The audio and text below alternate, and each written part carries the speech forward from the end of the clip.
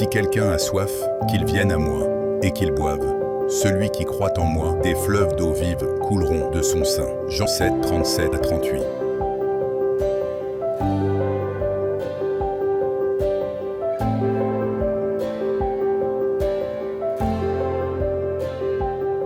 Et donc la semaine dernière, nous avons vu les différents types d'abondance. Alors on aurait pu penser que ce serait une abondance financière, puisque c'est à ça qu'on pense quand on dit abondance, je vais être béni, voiture, maison, à la gueule, famille, compte en banque bien rempli. Eh ben non, on a vu que ce n'est pas suffisant et qu'en fait il nous faut d'abord l'abondance dans sa présence. Il est l'eau de la vie, l'intarissable torrent. C'est lui qui ne tarit jamais. Si quelqu'un a soif, qu'il vienne faire quoi? Qu'il vienne faire quoi? Vous me faites peur. Qu'il vienne boire, Je lui donnerai une eau où il n'aura plus jamais soif.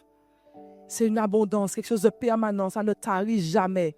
Il y a l'abondance de l'assurance dans ton assurance, l'assurance que donne sa parole. Ordonne que j'aille vers toi sur les eaux. Si tu me donnes un ordre, que je marche sur cet ordre, je suis sûr de ne pas m'enfoncer.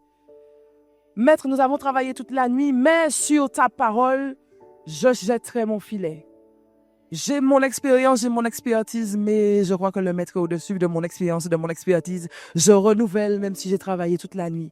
L'abondance dans ma bouche, la vie et la mort sont au pouvoir de la langue. Quiconque l'aime en mangera les fruits. On a appris ça en créole haïtien. Ça ou choisi, ça wap joine. En tout cas, songez, ça ou choisi, ça wap joine. Si vous choisissez l'amour, ok, joigne l'amour. Si vous choisissez la vie, ok, joigne la vie. Si vous choisissez succès, ok, joigne succès. Si vous choisissez défaite, ok, souhaite, joigne défaite. Si vous choisissez plante, ok, joigne plante. Ok. Ça ou choisi, ça wap joine. Et enfin, l'abondance, qui n'est pas pour soi, mais pour bénir les autres. Je te ferai pêcheur d'hommes. Et je crois que c'est ça la plus belle des abondances, en fait. Pêcheur d'hommes. Comme il nous disait la semaine dernière, ils ont rempli leur filet, c'était tellement rempli à craquer qu'ils ont dû mettre ça dans 2 barques différentes, les filets se rompaient. Et pourtant, tout de suite après, Jésus a dit, suis-moi. Ils ont lâché ça, ils ont lâché de l'argent. Il y avait je ne sais pas combien de milliers de sesterces, je ne sais pas comment c'était quoi la monnaie de l'époque, mais il y avait quelques milliers d'euros là. Ils ont laissé les copains qui étaient là gérer. Eux, ils sont partis, ils ont suivi le maître. Ils ont choisi la bonne part. Donc aujourd'hui, nous allons voir un autre type d'abondance, on va dire, dans une autre sphère. On va parler de l'abondance dans le corps de Christ, en quelque sorte. Et on va parler de 3 types de personnes qu'on peut retrouver dans le corps de Christ. Ouvriers, les enfants et les serviteurs. Alors, c'est le titre de mon message ce matin. Ouvriers, enfants, serviteurs. Quand le thème m'a été donné, je me suis dit, c'est bizarre l'ordre, je ne comprends pas l'ordre, je pense qu'il y a un souci dans l'ordre. Il devrait y avoir normalement enfant, ensuite ouvrier et en dernier serviteur. Il y a un truc qui bug, quoi. Je me suis dit, bon, peut-être c'est pas ça, Sabrina, elle est un peu fatiguée, je peux comprendre, elle a des trucs à gérer, bon, voilà. Et puis je vois qu'elle redonne dans le même ordre. Je me suis dit, non, Yasmine, c'est pas elle qui est fatiguée, c'est toi qui dois te remettre au travail. Donc je me suis remise au travail. Effectivement, il y a autre chose à voir. Et aujourd'hui, notre verset de référence dans ouvrier, enfant, serviteur, ce sera le passage de Romains 12, verset 11 qui dit « Ayez du zèle et non de la paresse. Soyez fervents d'esprit, servez le Seigneur. Ayez du zèle et non de la paresse. Soyez fervents d'esprit, servez le Seigneur. » La version Martin dit « N'étant point paresseux à vous employer pour autrui, pas pour toi-même, hein, pour autrui, étant fervent d'esprit, servant le Seigneur. » La version Summer nous dit « Ayez l'ardeur, ne soyez pas nonchalants. Pour l'esprit, soyez bouillants. Au niveau du Seigneur, soyez de bons serviteurs. » Et puis encore une autre version en parole de vie, « Servez le Seigneur activement, sans paresse et de tout votre cœur. » Activement, sans paresse, de tout mon cœur. 3 niveaux. On va voir comment ça se passe au niveau de chaque personne que nous allons étudier ce matin, au niveau de l'ouvrier, au niveau des enfants, au niveau du serviteur. Alors, je rappelle encore, parce qu'on va tourner beaucoup sur ce verset de référence, sur Romains 12, verset 11, « Ayez du zèle et non de la paresse, soyez fervents d'esprit, servez le Seigneur. » Le premier cas de figure, c'est l'ouvrier. Dites-moi, qu'est-ce qui caractérise un ouvrier? Qui a déjà fait appel à un ouvrier dans sa maison? Pour un travail, pour faire des travaux. Ok, j'en ai une. Moi, j'ai déjà fait, il y en a quelques-uns qui ont fait appel à des ouvriers. Moi, j'ai fait appel à des ouvriers. Et c'est vrai qu'aujourd'hui, on trouve toutes sortes d'ouvriers. Bon. On a des expériences plus ou moins intéressantes au niveau des ouvriers. Il y en a certaines où tu dois vraiment aller dans la prière pour dire Seigneur, aide-moi à pardonner parce que le monsieur part avec mon argent, il a fait le travail qu'il devait faire. Voilà, il y a ces ouvriers-là. Mais je ne parle pas de ceux-là. Si on prend une définition, l'ouvrier, c'est quelqu'un qui, pour un salaire, va faire un travail clair et précis pour quelqu'un d'autre. C'est ça un ouvrier. Je te paye, tu fais ton travail. C'est tout. Si je veux avoir le travail, je dois te payer. Si je ne t'ai pas payé, j'ai pas le travail, mais si je t'ai payé, j'ai mon travail. C'est ça, un ouvrier, c'est clair. Donc, est-ce que normalement, honnêtement, est-ce qu'un ouvrier, c'est utile pour vous? Est-ce que c'est utile? Oui, moi, je trouve que c'est utile. Je ne sais pas tout faire. C'est vrai qu'à certains ouvriers, comme dont je parlais tout à l'heure, ils te poussent à aller sur YouTube pour voir comment faire parce que le truc est tellement mal fait qu'il faut le refaire. Mais l'ouvrier est utile. Un bon ouvrier est utile. Il te fait un bon mur. Il va te casser justement un mur. Il va te refaire ta cour. Il va te faire une véranda. Il va te réparer ton robinet. Il va te refaire l'électricité. Voilà. En général, les ouvriers, c'est dans les métiers manuels. Artisanat, agriculture, bâtiment, etc. On en a besoin. Ils connaissent leur métier, ils ont de bons outils, ils ont des capacités, des compétences, ils ont l'expérience, ils ont travaillé avec des collègues, ils savent comment faire. Et même dans la Bible, Luc 10, verset 2 nous dit que l'ouvrier est utile. Il y a un verset qui nous dit « La moisson est grande, mais il y a peu de quoi? D'ouvriers. Priez donc le maître de la moisson d'envoyer des ouvriers dans la moisson. » Donc, il y a une moisson, il manque des ouvriers. Jésus lui-même dit, va prier mon Père pour qu'il envoie des ouvriers pour récolter la moisson. Donc, même Dieu trouve utile l'ouvrier et il demande à prier pour qu'il y en ait. Mais allons mettre ça à notre niveau, dans notre relation avec Dieu. Nous, ouvriers, Dieu le patron. Est-ce que c'est OK comme relation? Est-ce que ça vous va, cette relation? Oui, ça vous va? Je reprends la relation d'un ouvrier. Pour ceux qui ont déjà eu des ouvriers qui travaillent chez eux, tu viens chez moi, tu fais le travail, je te paye, tu rentres chez toi. Est-ce que ce type de relation, on va remettre ça dans le cadre avec Dieu? Moi, je suis l'ouvrier, je viens faire le travail pour Dieu, il me paye, je rentre chez moi. Est-ce que ça vous convient? Est-ce que ça vous va comme relation? Moi, ça me va pas. Ça me va pas. Il y a un truc qui me pose problème là. Il y a un machin qui coince, c'est un peu froid, je trouve, comme relation. Il y a un truc qui va pas parce que l'ouvrier travaille pour quoi? Rappelez-moi pourquoi il travaille. Pour un salaire, pour de l'argent. S'il n'y a pas d'argent, il n'y a pas de travail. L'ouvrier, son cœur n'est pas sur le maître, son cœur est quoi? Sur l'argent, la récompense, le salaire. Il y a un problème. Son cœur, par contre, il est clair, il a un contrat, il est lié par un contrat. Quand le contrat est fait, c'est terminé. Ciao, bye, j'ai fini avec toi. Il y a un problème dans cette relation. Ça me rappelle, et on croit que ça se passe juste à l'extérieur, mais même des fois dans nos murs, je me rappelle d'une jeune femme avec qui je parlais, qui était responsable de louange dans une église il y a quelques années, et avec qui je parlais, et je lui disais, mais on parlait un petit peu de notre relation avec Dieu, et je lui disais, mais si tu n'as plus rien, si tu n'as plus, je sais pas moi, si tu n'as plus l'argent, l'abondance, la santé, tu continues à servir, parce que moi, je continue à servir, ça m'est égal, je veux Dieu, je veux Dieu. Ce qui peut m'être apporté matériellement, c'est pas mon problème. Je veux Dieu. Elle me dit, quoi? Moi, jamais. J'ai pas signé pour ça. Quand je suis venue à Christ, on m'a dit que je serais bénie. On m'a dit que je serais mariée, que mes enfants seraient en bonne santé. C'est ça qu'on m'a dit. Donc je lui disais, ça veut dire quoi? Ça veut dire que s'il y a plus ça, tu es plus là? Elle m'a dit, non, je suis plus là. Cette personne-là, c'est quoi? C'est un serviteur, un enfant, un ouvrier, c'est quoi? On est dans quoi? Et elle était responsable de louange dans l'église. Donc elle travaillait en fait pour quoi? Elle travaillait pour une récompense. La récompense qu'elle attendait, c'est que ses enfants soient bénis, qu'elle soit bénie, qu'elle ait un travail, une famille, une voiture, une maison. Elle travaillait pour une récompense. Il y a un problème là. On va voir l'histoire des ouvriers de la dernière heure. Tape ton voisin, dis-lui, ne sois pas qu'un ouvrier.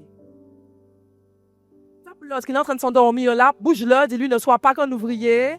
Réveille-le, je sens que ça chute là, ça chute. C'est le taux de glycémie certainement, il est midi moins 20, ça doit agir.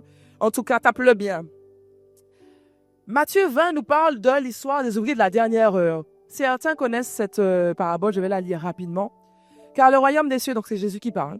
Car le royaume des cieux est semblable à un maître de maison qui sortit dès le matin afin de louer des ouvriers pour sa vigne. Il convint avec d'un denier par jour et les envoya à sa vigne. Il sortit vers la 3e heure. Il en vit d'autres qui étaient sur la place sans rien faire. Il leur dit, allez aussi à ma vigne, et je vous donnerai ce qui est raisonnable, ce qui sera raisonnable. Et ils y allèrent. Il sortit de nouveau vers la 6e heure et vers la 9e heure, et il fit de même. Étant sorti vers la 11e heure, il en trouve d'autres qui étaient sur la place, et il leur dit, mais pourquoi vous tenez-vous ici toute la journée sans rien faire? Ils répondirent, c'est que personne ne nous a loués. Allez aussi à ma vigne, leur dit-il. Quand le soir fut venu, le maître de la vigne dit à son intendant, appelle les ouvriers, paie-leur leur salaire en allant du dernier au premier. Ceux de la 11e heure vinrent, reçurent chacun un denier. Les premiers vinrent aussi, croyant recevoir davantage, forcément ils ont plus travaillé, mais ils reçurent aussi chacun un denier. En le recevant, ils murmurèrent contre le maître de maison et dirent, ces derniers ont travaillé qu'1 heure, et tu les traites à l'égal de nous qui avons supporté la fatigue du jour et la chaleur. Il répondit à l'un d'eux, mon ami, je ne te fais pas de tort. Ça, c'est le maître qui parle. N'es-tu pas convenu avec moi d'un denier? Prends ce qui te revient et va-t'en. Je veux donner à ce dernier autant qu'à toi. Ne m'est-il pas permis de faire de mon bien ce que je veux? Ou vois-tu de mauvais œil que je sois bon? Donc on voit quoi là? On voit plusieurs ouvriers qui travaillent pour un maître qui vient les chercher. Et à la fin de la journée, le maître les paye en fonction de sa propre bonté. Mais que font les ouvriers? C'est quoi la réaction des ouvriers? Ils murmurent. Comment y est? Nous t'es là avant. Comment y est? Bougla arrive dernier, puis c'est lui, il y 20 € moins. Comment y est? Nous travaillons toute journée, hein? Et puis nous n'y même bagaille là qui? L'ouvrier murmure. Il y a un problème dans le cœur de l'ouvrier. Il va parler derrière le dos du maître. En fait, l'ouvrier fait partie d'une catégorie particulière. Il fait ce qu'il doit faire et c'est tout. Et ça, c'est quelqu'un qui a tendance à se plaindre. Il va se plaindre parce que c'est pas comme il veut. Quand on parle là, dans cette parabole-là, il y a un champ. Le champ, c'est quoi? Le champ, ce sont les âmes. Et quand le maître veut aller trouver des ouvriers pour récolter son champ, il veut récolter un maximum d'âmes. L'ouvrier a fait son travail, il demande un salaire, il a son salaire, il a son dû. Pourtant, il est allé chercher des âmes, mais il murmure. Il est allé faire le travail du Seigneur, mais il murmure. Il a fait le travail du maître, mais il murmure. Pourquoi? Son cœur n'est pas au bon endroit.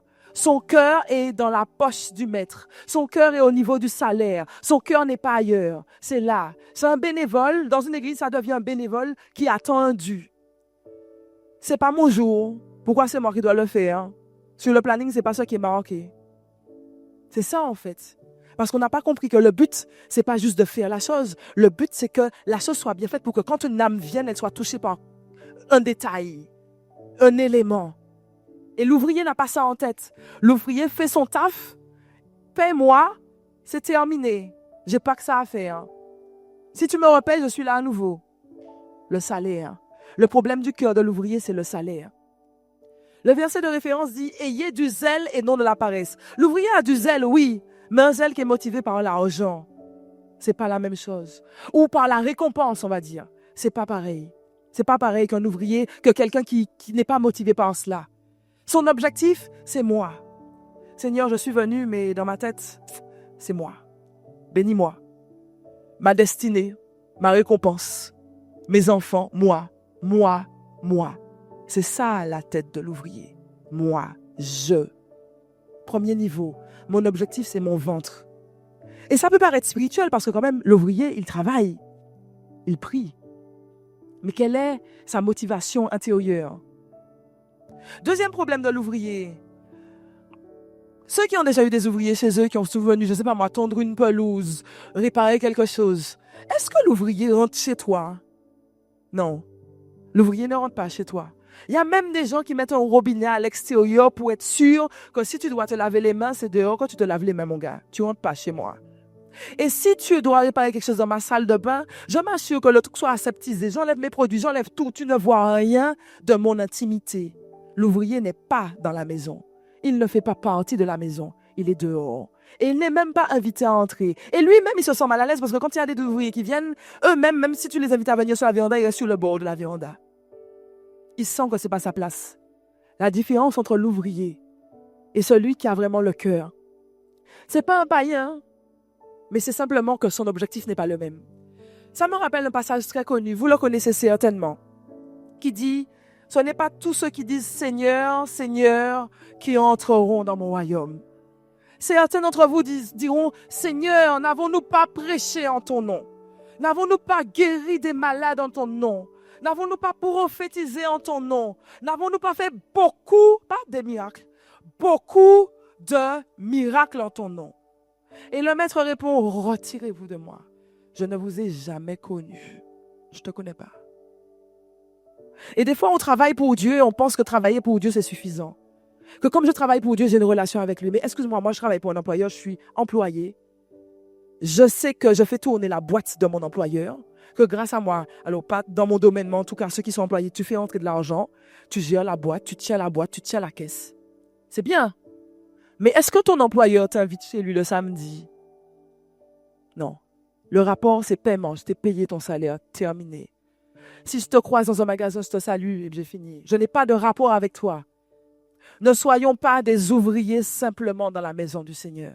Dis à ton voisin, ne sois pas un ouvrier. Ne sois pas un ouvrier. L'ouvrier a un problème, il n'a pas de relation avec le maître. Il y a quelque chose qui dit dans Apocalypse, je connais tes œuvres. L'ouvrier, c'est celui qui œuvre. Je connais tes œuvres. Je sais que tu passes pour être vivant. Mais oui, puisqu'il s'active. Mais qu'en fait, tu es comment? Mort. Mort. Parce que coupé de la relation avec Dieu. Parce qu'en fait, c'est vrai. Il faut le dire aujourd'hui parce que des fois, on oublie ça. On peut servir Dieu et ne pas connaître Dieu. On peut prêcher l'évangile sans être proche de celui qui est l'évangile. On peut même faire des miracles comme ils l'ont fait. Jésus n'a jamais dit qu'ils avaient menti. Faire des miracles, prophétiser, guérir. Mais tu n'as aucune relation avec le maître. Il t'utilise pour faire son œuvre. Mais tu n'as pas de relation. Retirez-vous de moi, vous qui commettez l'iniquité, je ne vous ai jamais connu. On peut avoir du zèle sans Dieu. Et ça, c'est dangereux. Des fois, on veut remplacer la relation avec Dieu avec le service pour Dieu ou avec l'activité pour Dieu. Tu peux être actif pour Dieu, faire des choses pour Dieu, mais n'avoir aucune relation avec lui. Et tu te séduis en disant, mais non, mais je suis tout le temps à l'église, mais non, mais je fais ceci, je fais cela, je fais cela. Mais si tu te poses, tu sais qu'il y a un problème de relation. Et que ce que tu attends en retour, tu attends quelque chose en retour. Tu ne le fais pas sans arrière-pensée, ni dans une attitude de gratitude, en mode, il a tellement fait pour moi que je ne peux que lui rendre gloire. Tu le fais en mode, il m'a promis, donc ça doit arriver. Ce n'est pas la même chose. Ça, c'est le cœur de l'ouvrier. Il a l'apparence de la piété, mais il renie ce qui en fait la force. Et il y a un truc qui dit, si tu es bouillant, essaye d'être bouillant ou bien essaye d'être froid. Si tu es tiède, je te vomirai de ma bouche. On vomit quoi? On vomit une nourriture qui semblait être correcte, mais l'estomac ne l'a pas pris. Ça ressemblait à de la nourriture bien. Ça avait l'apparence d'une nourriture bien, mais le corps a dit, moi je ne veux pas de ça. Je te vomirai. Tu ressembles à quelque chose que je peux digérer. Tu as l'apparence de quelque chose que je peux digérer. Mais quand je te digère, je ne peux pas te maintenir. Ne soyons pas des ouvriers. Ne soyons pas des ouvriers. Faisons une différence claire. La différence avec l'ouvrier, c'est qu'il lui manque l'alliance. Une alliance. On peut même aimer Dieu sans connaître Dieu. Est-ce que tu sais ça, que tu peux aimer Dieu sans connaître Dieu? Tu peux aimer Dieu sans lui appartenir. C'est possible aussi. Rien ne t'empêche d'aimer Dieu. Tout comme on peut aimer une femme et ne jamais lui passer l'anneau. On peut vivre avec une femme, lui faire des enfants et ne jamais lui donner ton nom. On peut faire des études de médecine, faire tous les stages, mais ne jamais faire l'alliance qui me transforme en médecin, faire le serment, le fameux serment qu'il prête, le serment d'Hippocrate. Tu peux faire toutes tes études de médecine, tu n'as pas prêté serment, tu n'es pas médecin. Tu as tout, mais il te manque l'essentiel, l'alliance, la clé qui te permet d'entrer. Ne sois pas un ouvrier ce matin. Assure-toi de ne pas être un ouvrier ce matin. Assure-toi que ce matin, quand tu es là, tu n'es pas là pour attendre un retour de Dieu. Dieu ne te doit rien. Dieu ne te doit rien. Dieu ne te doit rien. Il a tout donné, il a tout payé. En fait, c'est l'inverse. Tu dois tout à Dieu. Tu lui dois la vie, tu lui dois le souffle, tu dois l'être, tu lui dois le mouvement, tu lui dois ta famille, tu lui dois tout ce qui est bon. C'est à lui que tu dois. Il ne te doit rien. En dépit de ses promesses, il ne te doit rien. Il n'a aucun compte à te rendre. Ne te trompe pas. Dieu ne te doit rien. Quand tu travailles pour lui, c'est un honneur pour toi de travailler pour lui et pas l'inverse. Ne te trompe pas. Ne nous trompons pas. Ne nous trompons pas. Le but n'est pas de servir. Le but n'est pas de paraître. Il y a une éternité en jeu. Il y a une éternité à la clé. Si je ne connais pas celui qui a la clé de l'éternité, comment je fais pour entrer dans l'éternité? Est-ce que je serai comme ceux-là qui ont dit, Seigneur, Seigneur, n'avons-nous pas prophétisé? N'avons-nous pas fait de miracles? Beaucoup de miracles en ton nom. Je ne vous connais pas. Et pire, je ne vous ai jamais connus. Méfions-nous des apparences. C'est chacun qui aura des comptes à rendre pour lui-même. Ne regarde pas ton voisin à ce niveau-là, c'est toi et Dieu. Dieu permet que dans sa maison, il pousse deux choses, le bon grain et l'ivraie. Méfie-toi, l'ivraie, il est beau. Sois toi sûr que tu es le bon grain. Sois persuadé. Ne va pas travailler dans la maison, dans l'œuvre, dans le champ de Dieu, si tu n'es pas sûr de lui appartenir, si ton nom n'est pas inscrit dans son livre de vie. Assure-toi d'être inscrite dans le livre de vie. Assure-toi d'être entré dans le livret familial de Dieu. Dans le carnet familial, je ne sais plus comment on appelle ça, c'est ça le livre de famille de Dieu. Exactement. Assure-toi de cela. C'est le principal. C'est pas le chanter. Là-haut, mon nom est écrit là-haut, là-bas. C'est pas chanter, c'est le savoir. Et c'est toi seul qui peux savoir. Je ne peux pas te dire, toi, je sais que tu es sauvé. Non, j'ai pas la possibilité. Toi, tu sais ta relation avec Dieu. Assure-toi aujourd'hui de ne pas être un ouvrier. De ne pas être un ouvrier. Assure-toi. Et il y a une manière de faire, c'est qu'il a donné le pouvoir de devenir enfant de Dieu. À tous ceux qui l'ont reçu, ceux qui ont cru en son nom, il a donné le pouvoir de devenir enfant de Dieu. Donc on pourrait croire, comme je l'ai cru au départ, que l'enfant est inférieur à l'ouvrier. Mais c'est faux. L'enfant est supérieur à l'ouvrier. Parce que l'enfant fait partie de la maison. L'ouvrier n'est pas dans la maison. L'ouvrier est dehors, tu fais ton travail, je te paye et tu pars. L'enfant, tu es dans mes jupes toute la journée. Tu dors avec moi. L'enfant, vous connaissez comment les enfants sont. Ils viennent entre les deux parents le matin, puis c'est là qu'ils se sentent bien.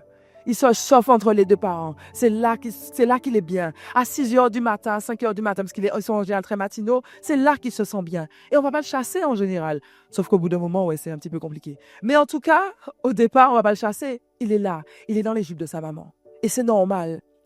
Il y a même un verset qui dit « Laissez venir à moi les petits-enfants, car le royaume des cieux est à ceux qui leur ressemblent. » Aujourd'hui, est-ce que tu es enfant de Dieu? Est-ce que tu es sûr d'être enfant de Dieu? Est-ce que tu es certain d'être enfant de Dieu? Est-ce que tu es sûr que ton nom est là, dans le carnet, dans le livret de famille?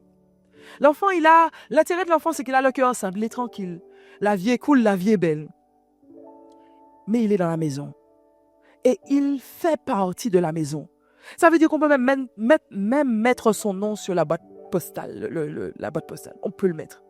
Il fait partie, il est dans la famille. Il a le même sang, le même ADN. Il a la même chose. Il est là. Il est aimé. On peut voir ses besoins. On pense à son avenir. L'enfant de la maison. On aime l'enfant de la maison. C'est merveilleux d'être un enfant de Dieu. Moi, je suis heureuse d'être enfant de Dieu. C'est un privilège d'être un enfant de Dieu, d'être appelé enfant de Dieu. C'est un privilège. Je suis enfant de Dieu. Mais même là, est-ce qu'on est OK pour rester enfant? Parce que quand on regarde, oui, l'enfant est aimé, il est dans la maison, il est choyé. Mais quand on regarde dans le naturel, en réalité, un enfant, et on a dit bien, laissez venir à moi, pas les enfants, les petits-enfants, c'est pas la même chose, hein? On voit bien la différence. Les petits-enfants. Un petit enfant est comment? Ça court partout. Ça crie, ça ne veut pas comprendre, c'est inconstant, ça fait des caprices. S'il est fatigué, il faut le porter, il faut le prendre. Il est égoïste, c'est mes affaires, c'est mon jouet, je ne veux pas prêter mon jouet, c'est à moi. Il est immature, faut pas le toucher, il a ses heures, il veut le plaisir immédiat, je veux la sucette, c'est maintenant pour la sucette, je ne veux pas passer le temps, c'est maintenant ou pas, je ne veux pas, je ne sais pas, il crie, c'est ça l'enfant. C'est ça l'enfant. Donc est-ce qu'on peut rester qu'un enfant? C'est ça le problème. C'est pas suffisant. Mais il faut commencer par être enfant. Qui déjà est enfant de Dieu dans la maison? Qui est enfant de Dieu? Amen. On a des enfants de Dieu. On ne peut pas rester enfant. Ce n'est pas possible de rester juste à ce niveau-là. Il faut aller plus loin. En fait, quand on regarde même, est-ce qu'on peut, je parle bien des petits enfants, est-ce qu'on peut faire confiance à un petit enfant?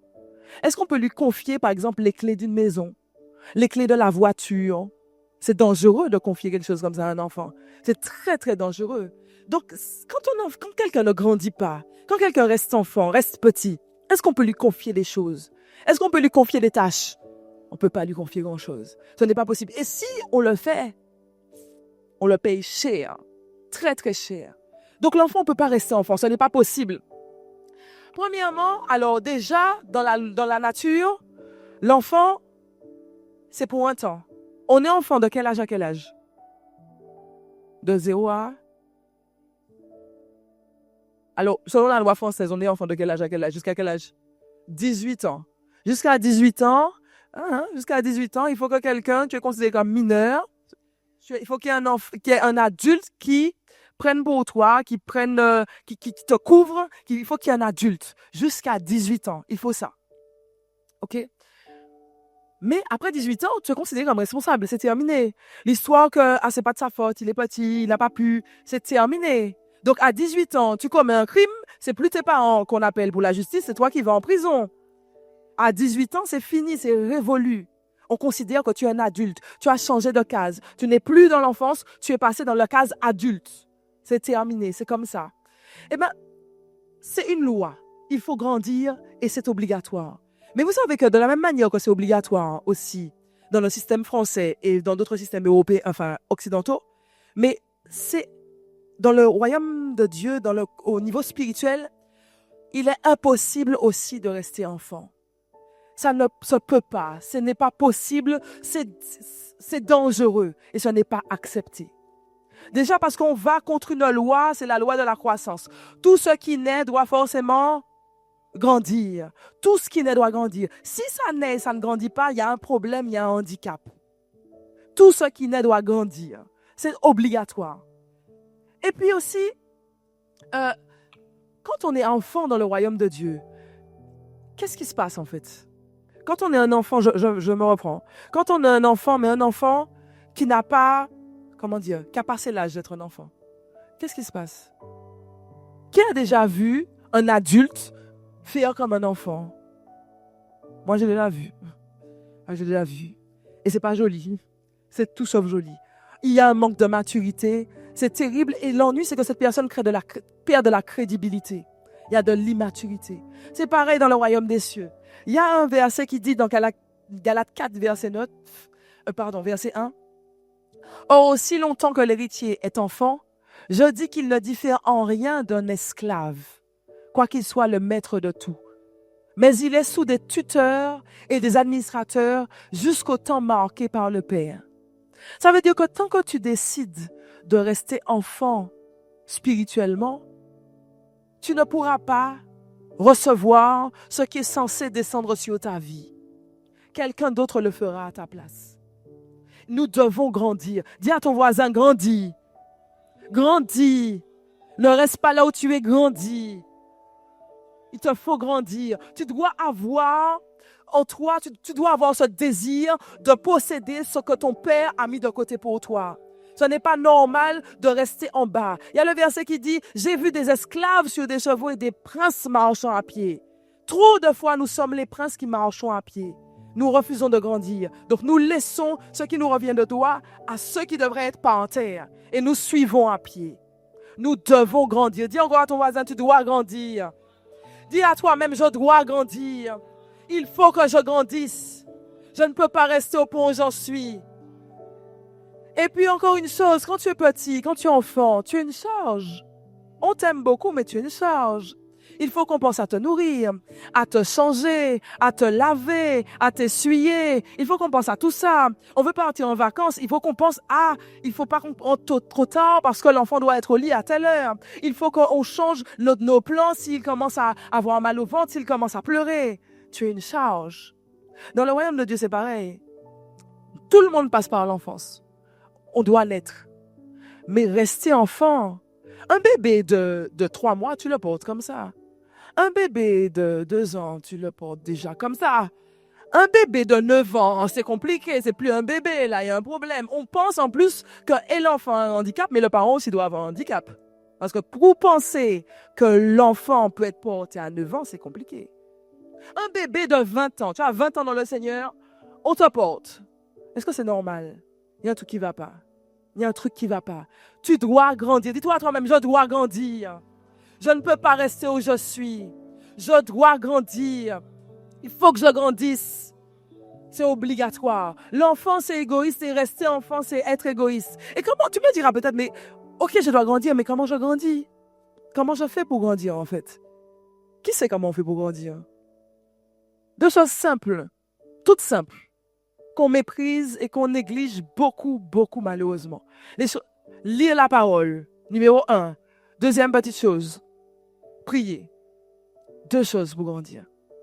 J'étais à l'école du dimanche, on m'a appris un petit chant qui faisait « Lis ta Bible, prie chaque jour, prie chaque jour, prie chaque jour. Lis ta Bible, prie chaque jour, si tu veux grandir, si tu veux grandir, si tu veux grandir. Lis ta Bible, prie chaque jour si tu veux grandir. » On m'a appris ça, j'avais 3 ans. Je vois que c'était de la gnognotte. Ça me tient jusqu'à aujourd'hui.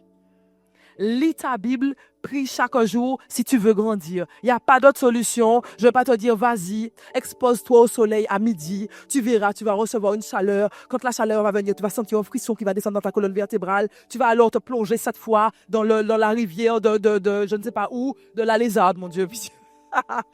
La lézarde. Tu vas essayer de rester là, reste immergé. Quand tu sens le poisson rouge passer entre tes jambes, là, tu sais, tu sautes 3 fois à côté du pied coco. Mais attention, compte bien le nombre de cocos qu'il y a dans le pied coco. Sinon, c'est compliqué. Non, c'est pas tout ça pour grandir. 2 choses. Lis ta Bible, prie chaque jour. C'est simple. Et pour autant, on passe tellement à côté de cela.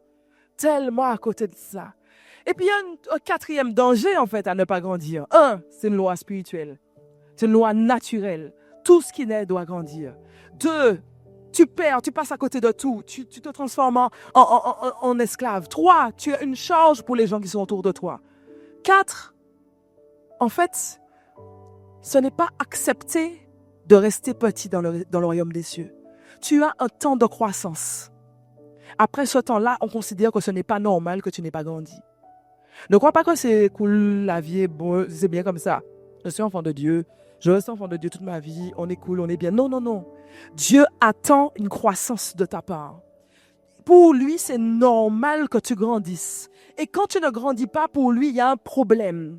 Je vais lire juste un passage de Luc 13 qui dit, il dit aussi cette parabole, un homme avait un figuier planté dans sa vigne. Il vint pour y chercher du fruit et n'en trouva point. Alors il dit au vigneron, voilà 3 ans, dis avec moi 3 ans. 3 ans, dis avec moi encore 3 ans. Voilà 3 ans que je viens chercher du fruit à ce figuier et je n'en trouve point. Coupe-le. Pourquoi occupe-t-il la terre inutilement?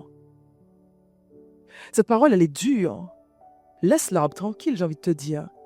Même s'il ne porte pas de fruits. Laisse-le. Il y en a d'autres après. Non. Coupe-le.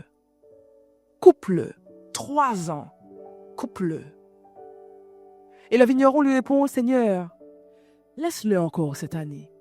Je creuserai tout autour, j'y mettrai du fumier. Peut-être à l'avenir donnera-t-il du fruit, sinon tu le couperas. Dieu s'attend à ce que tu grandisses et que tu portes du fruit. Dis ça à toi-même. Dieu s'attend à ce que je grandisse et que je porte du fruit. Tu ne peux pas rester au même niveau. Ce n'est pas possible dans le royaume des cieux. Tu es né, tu dois grandir. Il y a une soif qui vient quand on veut grandir. Tu vas chercher Dieu. Tu vas lire ta Bible, tu vas prier chaque jour, tu vas te prendre des temps de retraite. Ce n'est pas prévu dans l'église, mais tu as besoin de trouver Dieu. Il te faut grandir. Tu vas te prendre des temps de prière particuliers, tu as besoin de trouver Dieu. J'ai besoin de grandir. Tu vas te prendre des temps de jeûne, c'est prévu nulle part. J'ai besoin de trouver Dieu, j'ai besoin de grandir. Tu vas te prendre des temps où tu vas crier à Dieu jusqu'à ce que j'ai besoin de trouver Dieu, j'ai besoin de grandir. Cette soif-là, elle est normale dans l'enfant. Quand on regarde un enfant, l'enfant veut faire comme les grands. Il veut faire comme les grands. Il veut faire comme le grand frère, comme la grande sœur, comme papa, comme maman. Tellement que les gens qui font des jouets qui ressemblent aux appareils ménagers ou aux débroussailleuses, comme papa, comme maman. L'enfant veut devenir grand. Il a cette aspiration. Il n'aime pas quand on l'appelle petit. Petit garçon, c'est une insulte. Et nous, c'est quoi notre modèle? Vers qui tu regardes pour dire « Je veux être comme papa ». Tu es un papa. Je veux être comme lui. Et cette poussée qui nous dit « Je veux justement être comme lui. Je veux ses outils ». On fait comment? L'enfant, qu'est-ce qu'il fait pour avoir ses jouets pour ressembler à papa ou à maman? Il tape sur les mains. Papa, je veux ça. Noël vient de passer là pour ceux qui ont eu cette joie-là. Papa, je veux ça. Maman, je veux ça. C'est l'horreur dans les catalogues. C'est l'horreur au niveau des magasins de jouets club et tout ça. Papa, je veux. Maman, je veux. Et des cris. L'enfant veut grandir. Est-ce que nous, on veut grandir?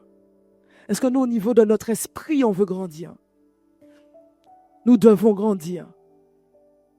En fait, ne pas grandir, c'est égoïste parce qu'en fait, quand tu grandis, c'est pas pour toi tout seul. Tu grandis pour d'autres. Parce que ta famille t'attend. Tes collègues t'attendent. La nation t'attend. Le quartier t'attend. Des gens qui ont besoin de conseils t'attendent. La Bible dit la création attend avec un ardent désir la manifestation des fils. Elle guette. Il y a d'autres des versions qui disent elle guette, la création guette. Où sont les fils? Parce que nous avons besoin d'être sauvés. En fait, la création te cherche. Parce que tu as été positionné. Mais elle se dit, c'est pas possible. Qui nous délivrera? Où sont les fils qu'on nous a promis? Le Père a promis des fils pour me délivrer. Où sont les fils? Je ne vois que des enfants. Tu dois grandir. Tu dois grandir. Tu dois grandir. Tu ne peux pas rester au niveau où tu es. Tu dois grandir. Tu dois te pousser à grandir. Et ça ne vient pas par hasard. Discipline-toi à grandir. La semaine dernière, Germain disait qu'on pouvait mettre la Bible audio. Mais fais-toi un plan de prière, un plan de lecture de la Bible. Il y en a plein qui existent sur Internet. Un plan en 3 mois, un plan ma lecture en 1 an, ma lecture en 6 mois. Tu mets ça soit en audio, soit tu mets ta Bible. Tu deviens un disciple. Un disciple est discipliné. Quand on veut qu'un enfant apprenne bien à l'école, il faut qu'il ait de la discipline. Ça veut dire qu'il faut qu'il apprenne ses leçons, il faut qu'il fasse ses exercices. Mais où sont tes leçons? Où sont tes exercices? Que fais-tu? Ce n'est pas différent dans le royaume des cieux. Il y a un entraînement à avoir. Discipline-toi. C'est quelque chose de difficile pour nous aujourd'hui de se discipliner. Surtout quand le but est aussi large. On peut se discipliner pour aller à la salle de sport parce qu'on a besoin d'entrer dans un vêtement particulier. Mais là, on n'a pas besoin d'entrer dans un vêtement, on a besoin de rencontrer Dieu. Se discipliner. Ce matin, je décide que je passerai tant de temps à lire ma Bible. Je n'arrive pas à prier. Tu as été béni par le parler en langue. Utilise ton parler en langue, je t'en supplie. Utilise-le. Même sans y penser, parle en langue. Dans ta voiture, parle en langue. Parle en langue, parle en langue, parle en langue, parle en langue. Le parler en langue bâtit. Quand on te dit, quand tu parles en langue, tu bâtis ton homme intérieur. Tu renforces l'esprit qui est en toi. Tu nourris ton homme intérieur. Parle en langue. Même quand tu fais ta vaisselle, parle en langue. Tu es sous ta douche, parle en langue. Chaque fois que ça te vient à l'esprit, parle en langue. Mets-toi des minuteurs, des alarmes pour parler en langue. Parce que ton esprit n'a pas besoin d'être ton intelligence n'a pas besoin d'être connectée, mais ton esprit est connecté à Dieu. C'est comme un téléphone rouge que tu crées avec Dieu. Et la Bible dit que quand tu parles en langue, tu dis d'excellentes actions de grâce. Tu ne sais pas comment dire merci à Dieu. Tu n'arrives pas à lui dire merci, les mots ne te viennent pas. Parle en langue, parle en langue, parle en langue. Ton parle en langue va dire merci à Dieu pour toi de manière extraordinaire. Tu ne sais pas quoi dire sur ta vie, quoi annoncer sur ta vie, puisque tu es à l'image de Dieu. Dieu annonce les choses pour qu'elles arrivent. Toi aussi, parce que tu as son image, tu dois annoncer les choses pour qu'elles arrivent, mais tu n'annonces rien. Pourquoi elles n'arrivent pas? Parce que celui qui doit parler n'a pas parlé. Tu ne sais pas quoi dire, pas de problème. Parle en langue. Parce que celui qui parle en langue prophétise. Tu ne sais pas ce que tu dis, mais c'est récupéré par le ciel sans interception par l'enfer. Parce que c'est pas compris. Parle en langue, discipline-toi, fais-le, que tu aies envie ou pas. Et aussi, c'est très important aussi, l'enfant fonctionne par envie. L'enfant fonctionne par envie ou par je sens ou je ne sens pas. Mais l'adulte, t'as envie d'aller au travail, t'as pas envie d'aller au travail, tu vas au travail. T'as envie de te lever, t'as pas envie de te lever, tu te lèves. Tu as envie d'aller faire une démarche administrative, tu n'as pas envie, tu y vas. Tu n'as pas le choix. Parce que tu sais que les conséquences sont là. L'enfant n'a pas conscience des conséquences. Mais toi, quand tu es adulte, tu sais qu'il y a des conséquences. L'ennui, c'est que si tu es un adulte qui est demeuré enfant, les conséquences tombent quand même. Reprends tes responsabilités et grandis. Dis-toi à toi-même, je veux grandir. Je veux grandir.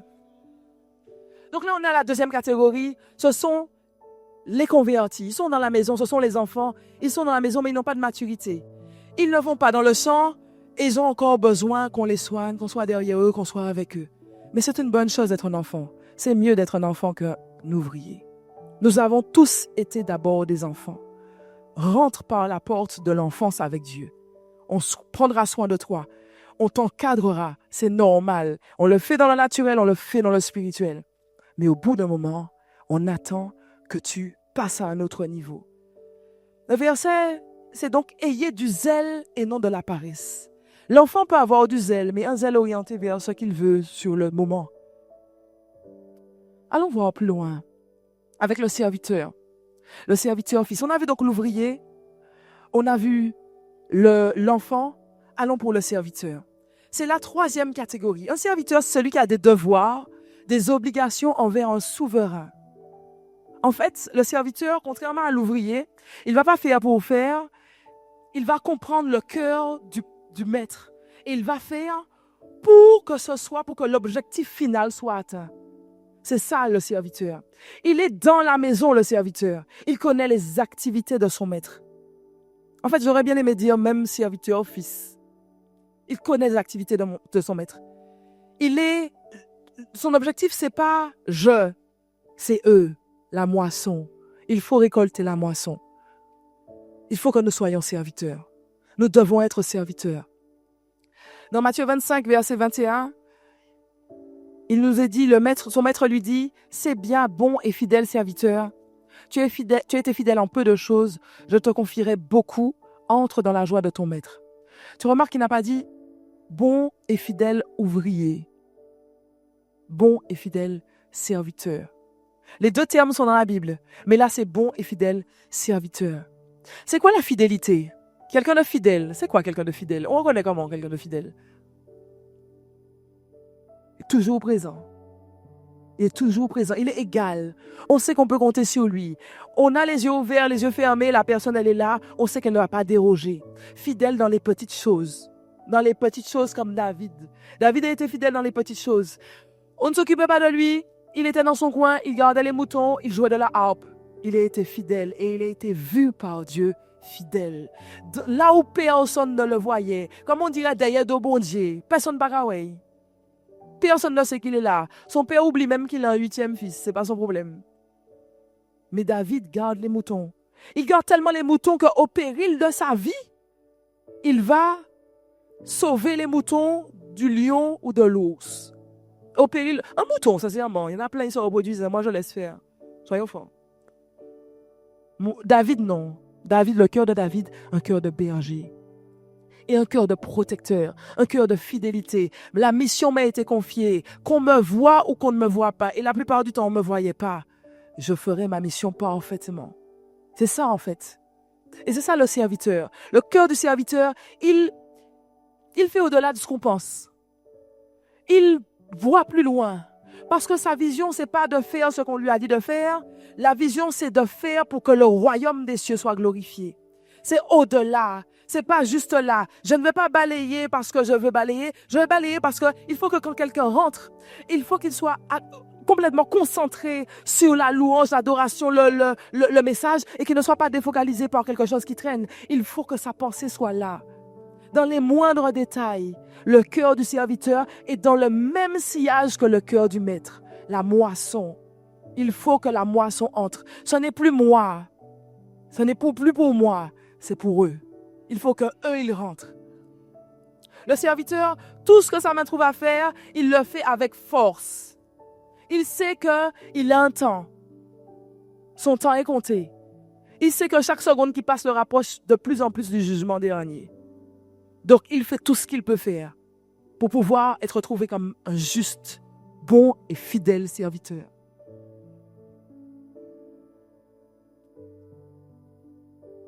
En fait, on se rend compte que dans le royaume des cieux, on ne peut pas être un serviteur non pratiquant. Aujourd'hui, il y a beaucoup de personnes qui sont chrétiens non pratiquants, quelque chose non pratiquant. On ne peut pas être serviteur non pratiquant. Un serviteur pratique et ça se voit. Ça se voit dans sa manière d'être, ça se voit au niveau de son cœur également. On voit sa pensée est vraiment alignée à la pensée du Père. Et comment on dit, aujourd'hui, on sent que ce n'est pas du tout la même chose. On est dans un siècle où, au contraire, je fais mes affaires pour moi, je m'occupe de moi, je fais ce qui est le strict minimum, je ne vais pas me fatiguer. Mais la Bible nous dit clairement, ne vous conformez pas au siècle présent. Soyez transformés. Aujourd'hui, nous devons servir en étant transformés. Transformés avec le renouvellement de l'intelligence. Tu me diras, mais en fait, je veux servir, mais avec quoi je peux servir? Dieu nous a donné à chacun des dons et des talents. Dis à ton voisin, tu as des dons et des talents. Dis-lui encore bien, tu as des dons et des talents. Tu as entre 500 et 600 dons et talents. Dis-lui ça. Tu as entre 500 et 600 dons et talents. Dis-lui bien. Je n'ai pas dit 50 et 60. 500 et 600 dons et talents.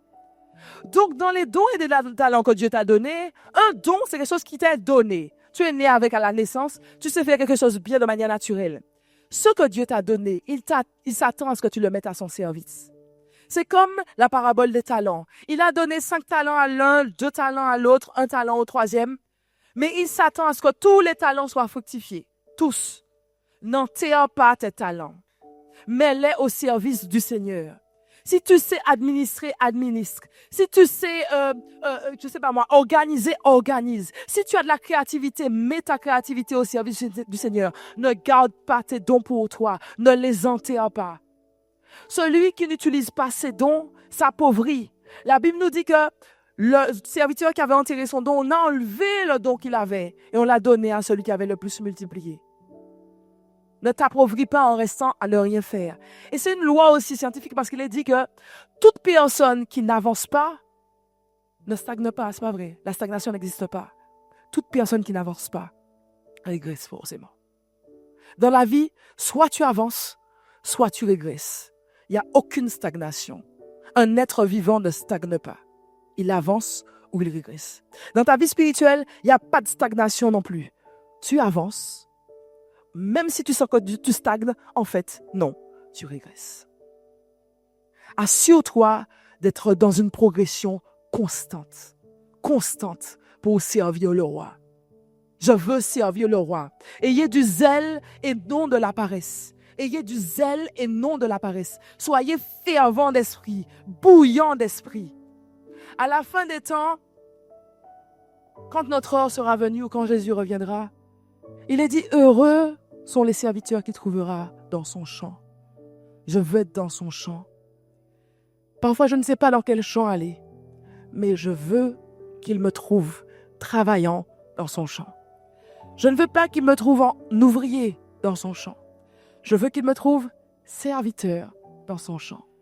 Un serviteur avec le cœur pour le royaume de Dieu. Je ne veux pas être négligent, être nonchalant, être paresseux, parce que tout ça, c'est appelé d'un seul mot dans la Bible, méchant. Je veux travailler de toutes mes forces dans le royaume de Dieu. Quand je sais que je travaille dans le royaume de Dieu, je sais que je ne travaille pas pour un pasteur. Je ne travaille pas pour le pasteur Charlie. Je ne travaille pas pour le pasteur Sawina. Pour aucun pasteur. Je travaille pour mon Dieu. Il a mis des promesses sur moi. Il a mis une prophétie sur ma vie. Elle doit s'accomplir. Si elle ne s'accomplit pas, ce ne sera pas de sa faute. Ce sera moi. Quand j'arriverai à la fin des temps devant le trône de la grâce et que ma vie s'étalera, je veux pouvoir dire que tout a été donné. Il y a des fois dans la vie où on sent qu'il y a des zones de turbulence, on ne sait pas trop. On a des zones de perte. Ce qui est merveilleux avec Dieu, quand on a le cœur de serviteur, c'est qu'il est celui qui mène la barque et qui te ramène à bon port. Si jamais tu ne sais pas où aller, Dieu est capable de te ramener là où tu dois aller. Si seulement tu prends le temps de rester à ses pieds, si seulement tu prends le temps de l'écouter, si seulement tu prends le temps d'entendre les battements de son cœur. Parfois, on veut faire vite avant d'être. On veut courir partout comme l'ouvrier. Mais le serviteur, qu'est-ce qu'il fait? Il s'assied au pied et il attend. Il attend les instructions. Parce que s'il fait sans instruction, ça aurait l'air bien aux yeux des hommes, mais le maître ne t'a jamais rien demandé de tel. Assure-toi d'avoir entendu la voix de Dieu. Assure-toi de prendre le temps avec lui. Assure-toi que ta relation avec lui soit claire, soit saine, soit basée, soit profonde. Chaque dimanche, message après message, on entend plein de choses pour nous développer. Mais le message le plus important de ta vie, assure-toi que le jour où tu devras partir, quitter cette terre, ou le jour où il reviendra, que tu sois avec lui, que tu n'aies pas à rougir, que ce soit clair pour toi. Passe ton cœur au scanner, expose-le à Dieu. David disait, sonde-moi, connais mes pensées. Regarde si je suis sur le chemin qui mène à l'éternité. Ramène-moi sur cette voie si je suis écarté. Fais comme David, sonde-moi Seigneur, connais mes pensées. Parfois mes pensées, le cœur de l'homme est tortueux. Mon cœur est tortueux. Ramène-moi s'il te plaît.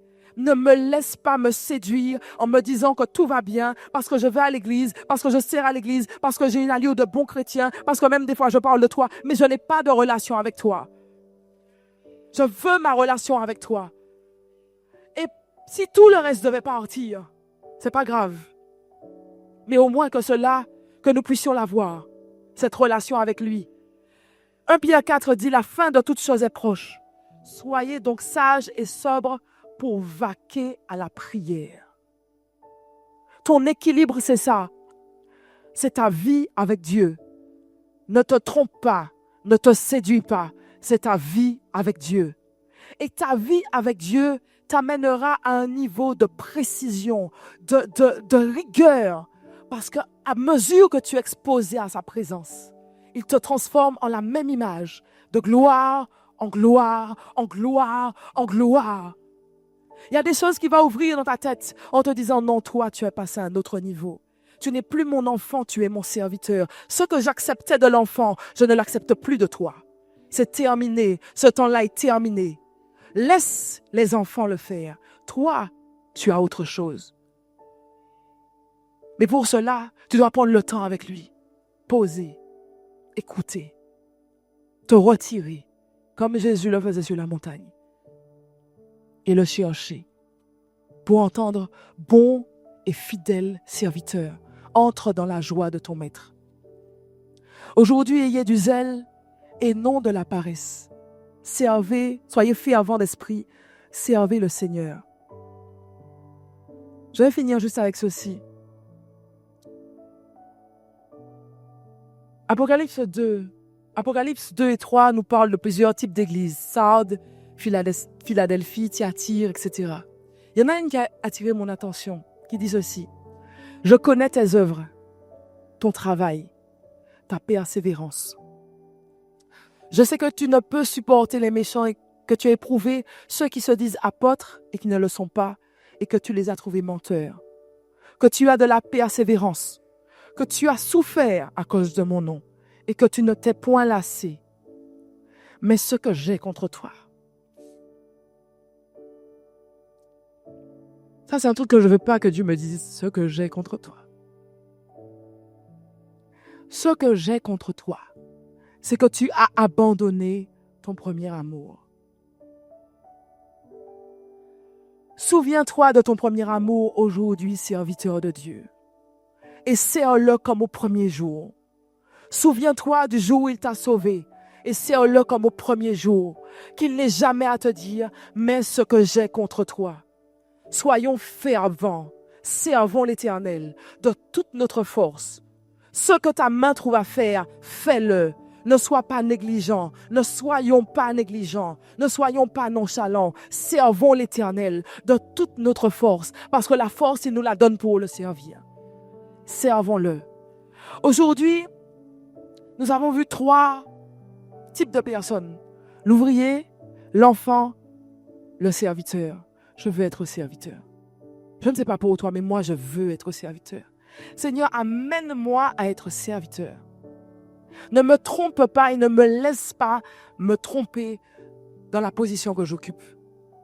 Je ne veux pas. Et ce qui est bien, c'est qu'à un moment donné, Jésus dit, je ne vous appelle plus serviteur, parce que les serviteurs ne savent pas ce que le maître fait. Je vous appelle mes amis. Être l'ami de Dieu. Être dans sa présence.